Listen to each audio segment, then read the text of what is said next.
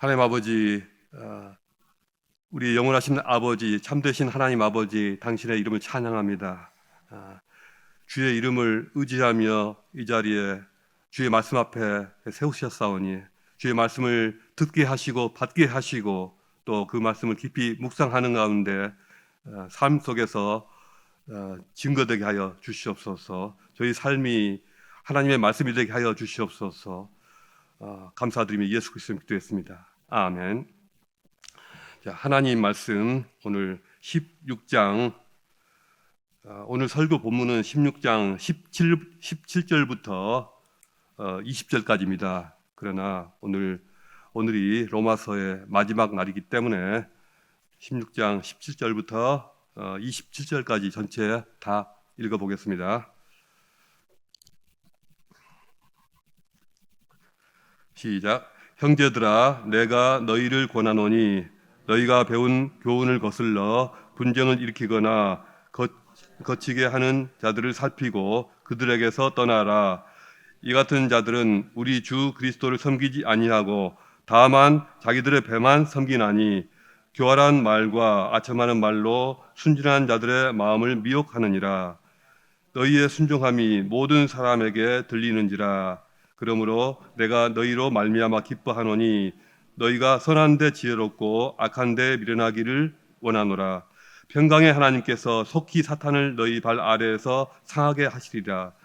우리 주 예수의 은혜가 너희에게 있을지어다. 나의 동역자 디모데와 나의 친척 누기오와 야손과 소시바다가 너희에게 문안하느니라. 이 편지를 기록하는 나 더디오도 주 안에서 너희에게 문안하느니라. 나와 온 교회를 돌봐주는 가이오도 너희에게 문안하고 이성의 재무관 에라스도와 형제 구아도 너희에게 문안하느니라. 나의 복음과 예수 그리스도를 전파함은 영세 전부터 감추어졌다가 이제는 나타나신 바 되었으며 영원하신 하나님의 명을 따라 선지자들의 글로 말미암아 모든 민족이 믿어 순종하게 하시려고 알게 하신 바 그 신비의 계시를 따라 된 것이니 이 복음으로 너희를 능히 견고하게 하실 지혜로우신 하나님께 예수 그리스도로 말미암아 영광이 세세 무궁하도록 있을지어다. 아멘. 오늘 설교의 제목은 실업과 허업입니다. 한국에서 두 번씩이나 국무총리를 하셨던 김종필 전 총리가 있습니다. 그분 돌아가신 지 좀 됐죠. 그분이 살아 있었을 때 기자들과 만난 적이 있습니다. 기자에게 이런 질문을 받았습니다. 정치가 무엇이라고 생각하십니까? 그 질문에 대해서 그는 이렇게 대답합니다. 정치란 허업입니다. 허업이라는 것이죠. 저는 그 말을 듣고 무릎을 쳤습니다. 역시 멋있는 분이야. 근데 또 낭만적인 분이기도 하지. 저런 낭만적인 분이 대통령이 되는 것도 괜찮았을 텐데 그런 생각을 했던 것 같습니다. 허업이라는 것은 실업의 반대말인데요. 허허실실이라는 말도 있지 않습니까? 허실. 그러니까 옛날식 표현이긴 한데요. 실업이라는 말에는 두 가지 뜻이 있지 않습니까? 실업이라는 말에 첫 번째로는 직장을 잃고 일자리를 잃는 일을 실업이라고 하죠. 실업자가 됐다. 또 한편으로는 실업이란 말은 비즈니스, 어떤 이익을 남기기 위해서 사업체를 꾸려서 일한다든가 아니면은 그 일에 종사하는 모든 비즈니스를 실업이라고도 하지 않습니까? 자, 그래서 일자리를 잃어버린 사람은 실업자라고 하죠. 그러나 비즈니스에 종사하는 사람을 실업가라고 하지 않습니까? 옛날 표현이긴 하죠. 요즘에는 안 쓰지만 이 실업하는 사람들은 반드시 이익을 내고 나에게 많이 이문을 남겨야 합니다. 이익을 남기지 않으면 실패한 것입니다. 이익을 많이 남길수록 좋은 것이죠. 그게 없으면 일할 이유가 없는 것이죠. 자, 그러나 그와 반대로 허업이라는 것은요, 허자라고 하는 것은 이 허공, 허무하다 할 때 그 허자입니다. 텅 비었다는 그 허자죠. 그 허업이라고 하는 것은요, 내가 열심히 일을 하고 열심히 봉사를 하는데도 불구하고 실제로 나에게는 손에 쥐어지는 게 아무것도 없다. 아무것도 없는, 남는 게 없는 거예요. 그것을 허업이라고 합니다. 정치가 바로 그런 일이라는 것입니다. 기업인들은 자신의 사업을 하면서 부를 얻어가지만 정치인들은 그런 정치를 통해서 내가 뭔가 이익을 남기고 부를 챙겨가서는 절대로 안 된다는 것입니다. 그는 자신의 말을 이렇게 덧붙였습니다. 정치란 힘써 키우고 가꿔서 열매가 있으면 국민들이 이렇게 다 나눠줘야 하는 것이지, 정치인 자신이 아무런 이익을 남기려 해서는 안 된다. 국민에게 나눠주는 게 정치의 본질이다.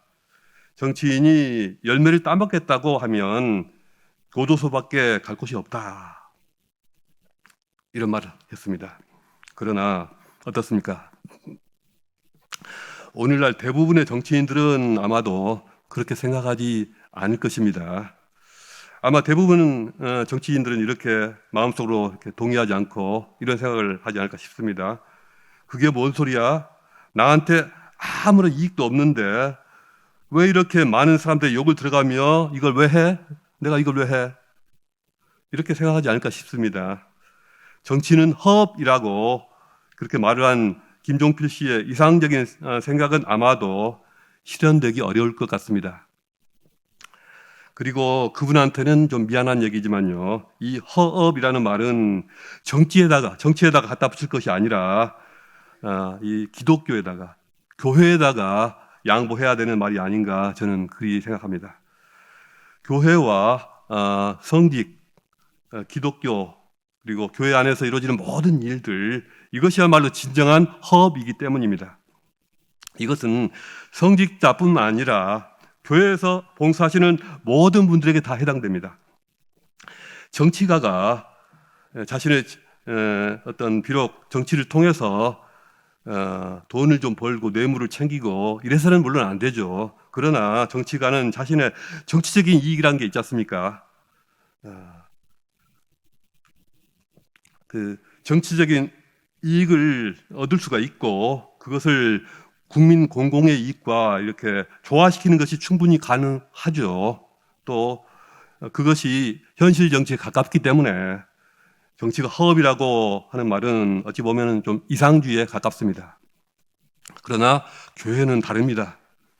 교회에서는 절대로 개인의 이익을 추구하는 것이 되어서는 절대 안 되는 것입니다. never 안 되는 것입니다. 왜냐하면 교회는 단순히 사람들의 모임이 아니기 때문입니다. 교회는 하나님이 임재하시는, 또 하나님이 영광 받으시는 곳이기 때문입니다.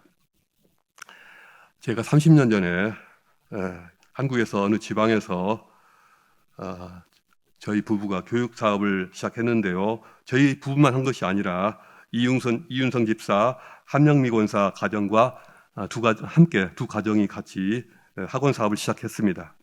학원을 개원했는데 처음에는 학생들이 잘 모이지 않았습니다. 저는 그 지역에서 가장 큰 교회를 선택해서 다녔는데 아마 재적교인 5천 명 이상이 됐던 큰 교회였습니다. 혹시 큰 교회 다니면 학생들을 모으는데 도움이 되지 않을까 하는 생각이 약간 이만큼 좀 있었습니다. 근데 교회 다니자마자 그 생각이 잘못된 생각임을 깨달았습니다. 제가 다니는 교회와 저희가 하는 사업은 전혀 별개였습니다. 전혀 무관했습니다. 거의 도움이 되지 않았습니다. 그렇지만 그 교회에서 저는 성가대로 또 교사로서 봉사하고 새벽 기도에도 열심히 다니면서 이렇게 열심히 기도했던 그러한 기억이 있습니다. 교회는 개인의 이익을 추구하는 것이 아니라 하나님께 예배드리는 예배 공동체이자 하나님이 시키시는 일을 하는 사명 공동체입니다. 뿐만 아니라 교회란 사람이 주인이 아니라 예수 그리스도가 주인이십니다. 예수 그리스도와 관련이 없는 일은 비록 그것이 종교적인 일이라 할지라도 우리 주님을 소외시키고 우리가 주님으로부터 멀어지게 할 뿐입니다. 교회는 또한 거룩한 성령이 머무시는 공간입니다.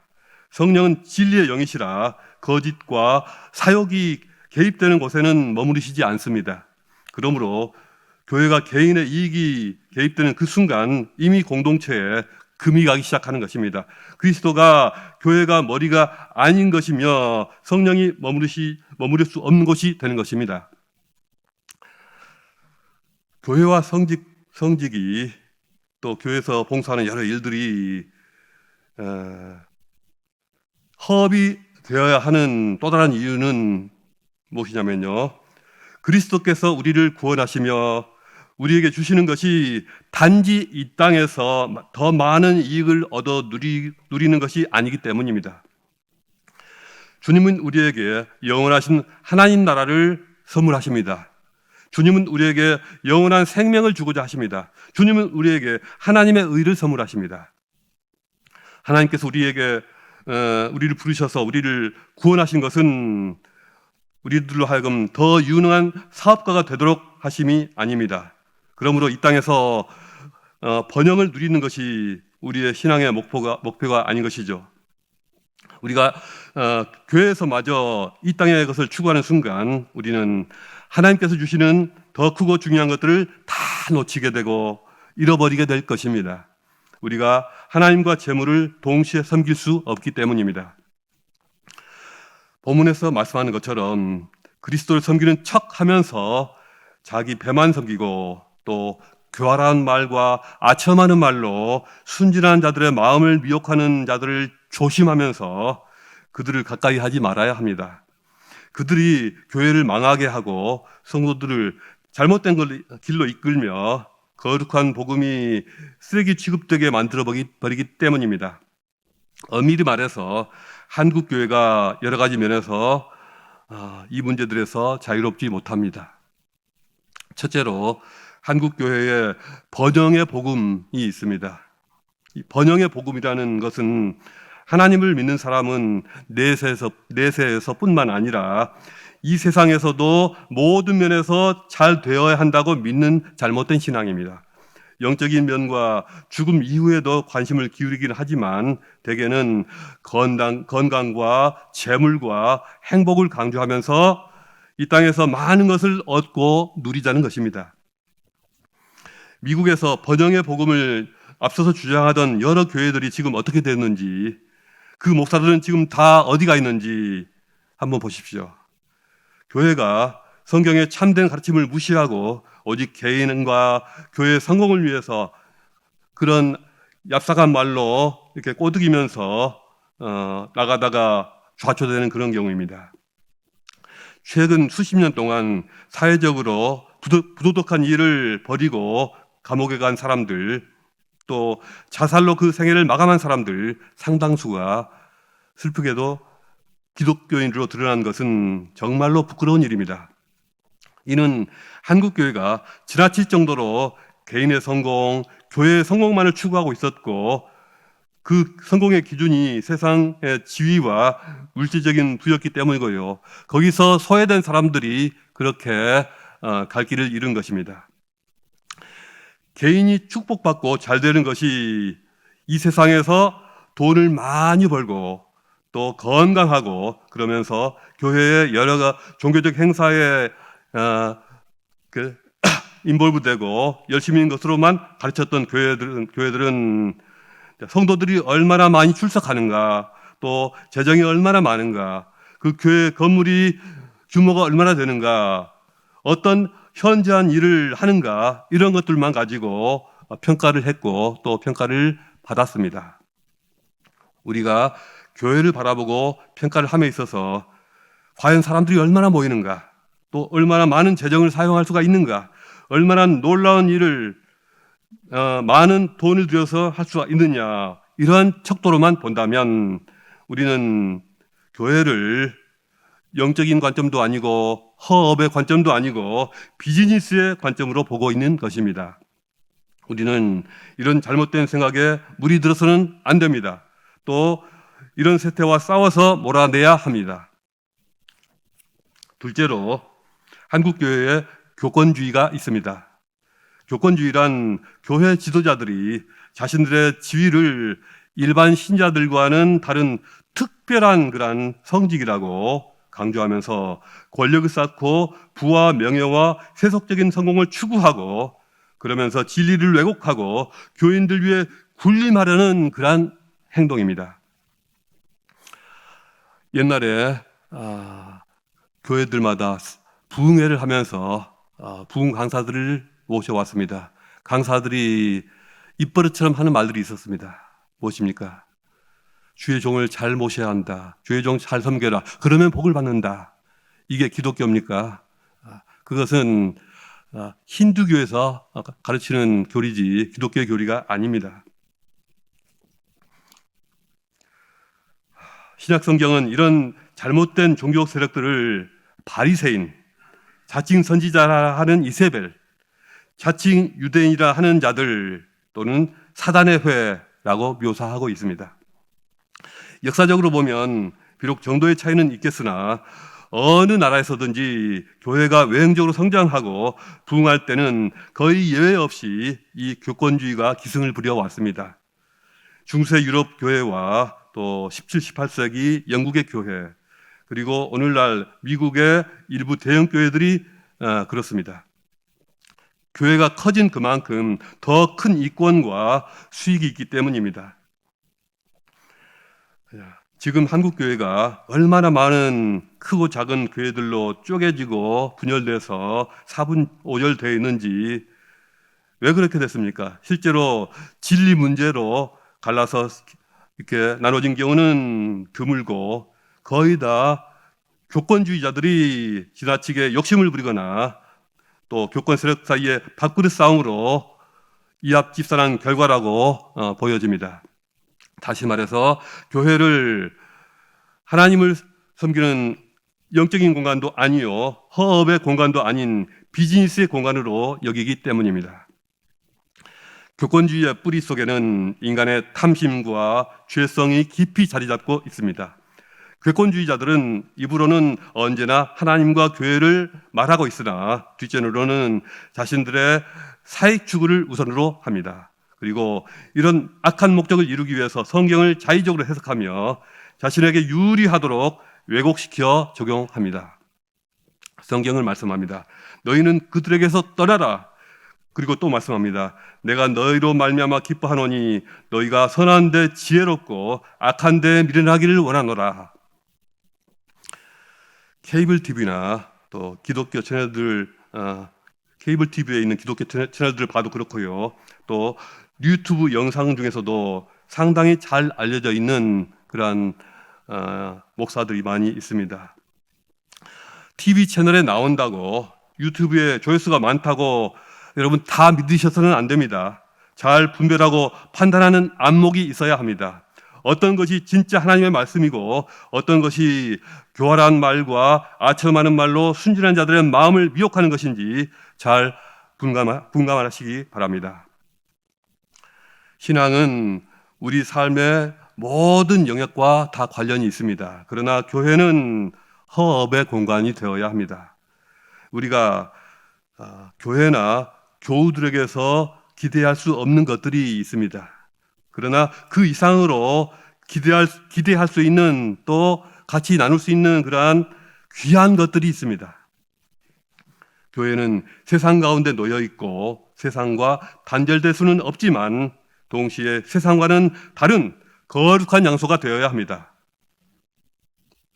교회는 우리가 하나님을 만나고 하나님을 섬기며 믿음의 교우들과 교제하고 그들을 섬기는 장소입니다. 우리가 주님을 만나고 또 그분을 따라서 영화를 누리고 영원하신 하나님 나라의 기업을 누리게 되겠지만 그것은 우리가 소망으로 기다려야 할 몫입니다.